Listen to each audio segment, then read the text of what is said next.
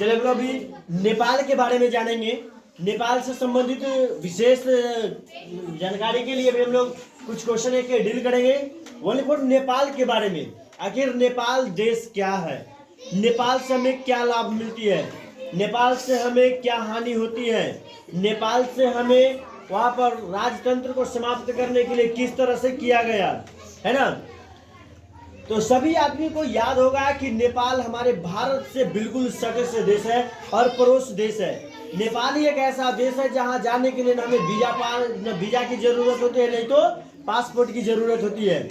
बाकी अन्य किसी भी देश में यदि हम जाते हैं तो हमारे वहां जाने के लिए हमको वीजा और पासपोर्ट की जरूरत होती है, वीजा और पासपोर्ट बनवाना पड़ता है। लेकिन नेपाल में जाने के लिए कोई वीजा पासपोर्ट की जरूरत नहीं है। तो क्वेश्चन यहाँ पर हम लोग चलते हैं कि नेपाल आखिर गुलाम था, गुलाम तो था ही नहीं। नेपाल ही एक ऐसा देश है कि आज तक वो गुलाम नहीं हुआ है, बशर्ते लोकतंत्र की जगह पर क्या था, राजतंत्र था। लोकतंत्र की जगह राजतंत्र था। तो राजतंत्र में राजाओं की शासन चलता है। याद कर लीजिएगा कि राजतंत्र में राजाओं की शासन चलती है। तो यहाँ पर क्वेश्चन सबसे पहला नंबर आता है कि नेपाल कब आजाद हुआ। तो याद कर लीजिए कि नेपाल कब आजाद हुआ। तो गुलाम तो हुआ नहीं तो आजाद कैसे हुआ। फिर भी वहां पर राजाओं को जो राज चलता था, राजा अपनी निरंकुश शासन करता था, है ना। तो उसके लिए जो है मतलब यहाँ पर नेपाल कब आजाद हुआ था, 24 अप्रैल 2006 को। बहुत ही हाल ही फिलहाल की बात है, आज से लगभग 18 साल पहले की घटना है ना। 24 अप्रैल 2006 को नेपाल क्या हुआ, वो राजतंत्र से लोकतंत्र में बदल गया। यानी राजाओं की चंगुल से उसकी आजादी छूट करके जनता अपनी शासन के लिए सब मोहताज बन गया। क्वेश्चन नंबर 2 में कह रहा है नेपाल में प्रथम क्रांति कब शुरू हुआ। नेपाल में प्रथम क्रांति लड़ाई यानी लड़ने के लिए कब शुरू हुआ। तो याद कर लीजिए 6 अप्रैल 2006 को। कब, 6 अप्रैल 2006 को। बहुत अच्छा से समझने की बात है कि 6 अप्रैल 2006 को आंदोलन शुरू हुआ, है ना। और नेपाल ही एक ऐसा देश है जहां पर बहुत जल्दी ही राजाओं ने मान गया। मात्र 18 दिन आंदोलन चला। कितने दिन, मात्र 18 दिन। याद कर लीजिए यहाँ पर कि 6 अप्रैल 2006 को वो आंदोलन शुरू किया और उसको आजादी कब प्राप्त हो गया, 24 अप्रैल 2006 को हो गया। यानी 18 दिन तक लड़ाई चला। 18 दिन में ही क्या हुआ कि वहां के राजा अपना गद्दी छोड़ दिया और लोकतंत्र की बहाली कर दिया। क्वेश्चन नंबर 3 में कह रहा है कि नेपाल में कितने दिनों तक आंदोलन चला। नेपाल में कितने दिनों तक आंदोलन चला। तो हमने भी बताया कि नेपाल में कितने दिनों तक, 18 दिनों तक आंदोलन चला भरपूर, है ना। क्वेश्चन नंबर कहता है 4, नेपाल आजाद के समय कितने राजनीतिक पार्टी बनाया था। तो याद कर लीजिए जब नेपाल आजाद हो रहा था, आजादी के लिए लड़ाई लड़ रहा था, जब आंदोलन शुरू हुआ, है ना, तो वहां पर पहले नंबर जब तक राजनीतिक पार्टी नहीं बनाता है तब तक आजादी नहीं होता है। तो जब तक गठबंधन नहीं किया, पार्टी बनाया, तब जाकर के वहां आंदोलन हुआ। तो उसमें हुआ कि 7 गो राजनीतिक पार्टी तैयार हुआ था। कितने, 7 गो राजनीतिक पार्टी हुआ। जैसे भारत में ही ले लीजिए ना कि बहुत सारा राजनीतिक पार्टी है। आरजेडी हो गया, जेडीयू हो गया, बीजेपी हो गया, कांग्रेस हो गया, है ना, बहुजन समाज पार्टी हो गया। इसी तरह का कुल 7 गो पार्टी बनाया कहाँ, नेपाल में। अब 7 गो राजनीतिक पार्टी बनाने के बाद तब जाकर के वहाँ 7 पार्टी मिल करके राजाओं के खिलाफ हुआ और राजाओं के खिलाफ स्वयं हुआ और राजाओं के खिलाफ वहाँ के नागरिकों, वहाँ को जनता को भी खिलाफ किया कि आप जो है से मतलब ना राजाओं को, राज को समाप्त करने के लिए हमें साथ दे, क्योंकि हमें लोकतंत्र को स्थापित करना है। विश्व में सभी देश लोकतंत्र हो चुका है, हमारा ही देश है जो राजतंत्र में है। राजा अपनी निरंकुशता शासन चला रही है ना। उसका चाहे कि हम लोग को लोकतंत्र को स्थापित करेंगे, हम लोग चाहेंगे जिसको उसको सरकार बना सकते हैं, है ना।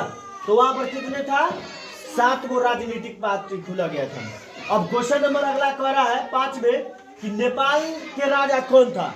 तो याद कर लीजिए नेपाल का राजा जो था, जो 2006 से पहले जो आंदोलन हुआ, 2006 से पहले जो वो शासन करता था, तो जिस राजा था उस राजा का क्या नाम था, ज्ञानेंद्र।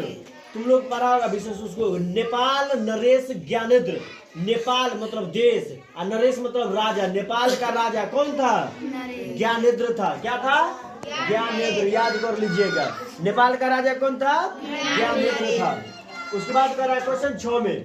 नेपाल वाले भैया यदि हमारा वीडियो जा रहा है तो थोड़ा देखिएगा, विशेष आपके लिए हम बना के भेज रहे हैं कि नेपाल में वर्तमान में कौन सा तंत्र चल रहा है। तो अब 2006 से पहले देखो, 2006 से पहले नेपाल में क्या चल रहा था? राजतंत्र।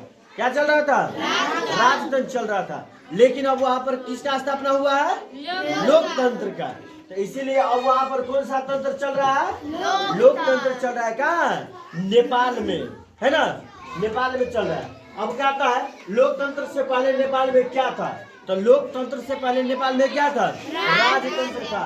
राजतंत्र में राजा को राज चलता था। एक बात जानता है, इससे लोगों को राजतंत्र से किसी को दुख नहीं होता। दुख क्यों होता था? सबसे पहला नंबर जान लीजिए कि राजा जो था, राजा कोई भी देश का होता था, कोई भी राज्य का राजा होता था ना, राजा का नियम होता था कि राजा का बेटा ही राजा बनेगा, दूसरा कोई राजा नहीं बन सकता है। चाहे उसका बेटा बुर्बक हो, बता हो, घेग हो, लांगर हो, लूल हो, कोई हो, राजा का बेटा ही राजा बनेगा, है ना? यदि गांव का अन्य कोई व्यक्ति यदि बुद्धिमान हो, चंचल हो, राज्य चला सकता है, फिर भी उसको राज नहीं दिया जाता था। उसी के चक्कर में उसको राजा तो सोचता था कि मान लो कीजिए मेरा तो शासन समाप्त होगा ही नहीं, हम हटेंगे, मेरा बेटा बनेगा। इसीलिए वो जनता पर बहुत विशेष कड़ी शासन करता था, निरंकुशता शासन करता था, मनमर्जा शासन करता था, है ना? तो वहां पर क्या था? राजतंत्र। समझ गए? लेकिन लोकतंत्र में ऐसा बात नहीं होता। लोकतंत्र में क्या होगा, आप यदि गलत करते हैं आपको साइड कर देगा, हम सभी का बहुमत होगा, फिर दूसरे को हम चुनाव करके जिता देंगे, है ना? चलिए क्वेश्चन नंबर 8 में बता रहा है नेपाल में आजादी के लिए पार्टी सब क्या किया था। तो याद कर लीजिए, आजादी के लिए उन्होंने राजतंत्र को हटा करके लोकतंत्र स्थापित करने के लिए सभी पार्टी ने किया था कि आपस में गठबंधन किया। क्या किया? गठबंधन किया। सातों पार्टी आपस में मिल गया, क्योंकि कहा भी जाता है कि एकता में क्या होता है? बल होता है। एकता में बल होता है। तो सभी पार्टी एक साथ मिलकर के आंदोलन चलाया और तब जाकर के क्या हुआ कि लोकतंत्र को स्थापित किया गया। अभी याद क्वेश्चन है नेपाल देश की विशेषता। तो याद कर लीजिए, नेपाल जो है वो दुनिया का सबसे गरीब देश में आता है। दुनिया का सबसे गरीब देश में कौन आता है? नेपाल। वहाँ पर खाने पीने के लिए बहुत सारा कमी है ना? बहुत सारा खाने पीने के लिए कमी है, क्योंकि वो गरीब है, क्योंकि उसके देश में पहाड़ ही पहाड़ है। पहाड़ में क्या उगेगा? नहीं कुछ उग सकता है। इसलिए पहाड़ पर ही छोटा मोटा थोड़ा सा फसल उत्पादन करके और सब बिजनेस थोड़ा करके, मजदूरी करके, है ना, तब जो है सो अपना जीवन यापन करते हैं। आप सुनते होंगे कि नेपाल से लोग भारत में बहुत ज़्यादा लोग आए हुए हैं और यहाँ काम करके और यहाँ से पैसा कमा करके और वहाँ अपना जीवन को यापन करते हैं। तो नेपाल एक ऐसा देश है जो सबसे ज़्यादा गरीब देश कहलाता है। यहाँ पर जान लीजिए कि यहाँ पर दुनिया का सबसे ज़्यादा पहाड़ मिलने का आपको कहाँ है? नेपाल में। नेपाल जो है वो पहाड़ों का देश है। नेपाल पहाड़ों का देश है। जब हमने गए थे काठमांडू, है ना, हमने सितंबर में गए हुए थे, सितंबर 2023 में काठमांडू थे। तो काठमांडू में जब हमें पिकनिक तौर पे गए थे, टूर पर गए थे, घूमने फिरने के लिए गए थे, तो वहाँ पर देखे कि बहुत सारा मतलब जहाँ भी हम गए, जिस भी चीज़ को जज्बा हम देखे, है ना, जैसे पशुपति मंदिर है, वहाँ हमने गए, हवाई अड्डा गए, जहाँ पर अंतर्राष्ट्रीय काठमांडू में हवाई अड्डा है, वहाँ गए क्योंकि जहाज से हमने एक जगह से दूसरी जगह आने जाने का काम किया करते थे। तो हमने देखे कि वहाँ की लोगों की बहुत सारा कमी है खाने पीने, क्योंकि उस तरह से जिस तरह से उसे चाहिए खाने पीने के लिए उतना पूर्ति नहीं होती है। ठीक है, अब क्वेश्चन आएगा नेपाल देश में पहाड़ियों की विशेषता। तो नेपाल देश में देखिए इतना ना पहाड़ है ना, उसे पिघल करके इतना पानी पुरता है। अब भारत जैसा, भारत को हुआ, फिर बांग्लादेश को हुआ, उधर चीन को हुआ, पाकिस्तान को हुआ, वो अपना पानी बेचता है। क्या करेगा बेचारा? पहाड़ इतना पिघलता है गर्मी की मौसम में, है ना, कि जो मतलब पूरे देश पानी ही पानी हो जाता है। लोग क्या करता है कि नाला होता है ना, जैसे जो हो गया नाला नदी का, तो इस नाला पर क्या करता है, अरहर समझते हैं, अरहर छील देता है इस पर। ठीक है, नाली डालिए, और अरहर जो होता है ऐसे मतलब नाली पर जाकर बहुत अच्छा उपजता है। अरहर के दाल जो होता है ना, जरा देहाती भाषा में रहरी कहते हो, है ना, तो और वहाँ पर नदी के काते काते जो है मतलब बोया जाता है और उसके साथ किया जाता है। और नेपाल से पानी छोड़ा जाता है, भारत में भी पानी छोड़ा जाता है, बांग्लादेश में भी छोड़ा जाता है, म्यांमार में भी छोड़ा जाता है, चीन में भी छोड़ा जाता है, पाकिस्तान में भी छोड़ा जाता है ना। फिर हम मिलते हैं अगले वीडियो नेपाल के लेकर के। Thank you.